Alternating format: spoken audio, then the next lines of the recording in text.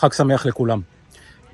אז כמו בסוף כל חודש, אנחנו עם תחזיות, תשואות, קרנות ההשתלמות וקופות הגמל. חודש ספטמבר היסטורית מהווה חודש עם הרבה מאוד תנודתיות.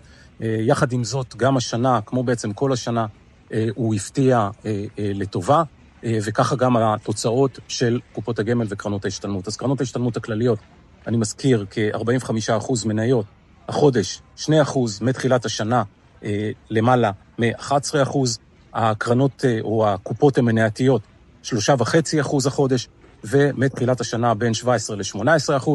גם קופות ה-S&P נמצאות בטריטוריה חיובית, 2.7 החודש, אבל מתחילת השנה משהו בסביבות 4.3%, מכיוון, כמו שאנחנו כל הזמן אומרים, השוק שם עולה, אבל היחס שקל דולר נוטה לכיוון השקל ופחות על הדולר. אז שיהיה חג שמח לכולם, ולסקירה המלאה אנחנו ממליצים לכם לעקוב אחרינו גם בעמודי האינסטגרם והפייסבוק. חג שמח.